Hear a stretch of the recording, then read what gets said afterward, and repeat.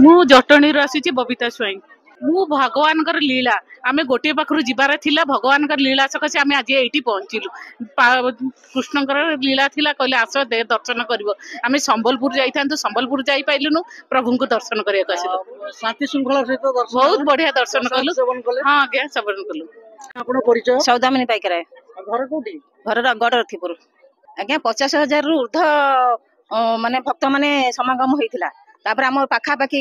रथीपुर कंतिया हराजपुर कुसुमटी जो पटे निरंजनपुर ये पाखा पाखी लोक बहुत आसीथिले बाहर मध्य आसीथिले आउ समस्तंकर जो माने आसुसंती जहा मनस्कामना नै कि पूर्ण होउची आउ तो ठाकुरंकर सेतिकी अपूर्व लीला बहुत एबे ठाकुर हमर भग्न अवस्था थिले तापरे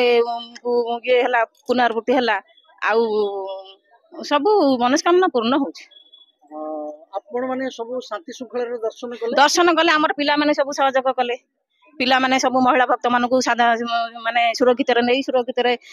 प्रसाद सेवन करी विष्णु पूरा शांति श्रृंखला रे सब हेछि ना सागरिका प्रधान रथीपुर आज ये जो पवित्र अमला नवमी श्री राधापाद दर्शन आपण एठी कोन करछथि को दायित्व रछथि आमे एठी लोकन को जगुछु आउ एठी समस्त दायित्व भी नउछु आउ माने लोक गंडगोल न करिया पई शिवानी बैक रे घर गडरथीपुर आज ये जो पवित्र राधापाद दर्शन उत्सव लागि रहिथिला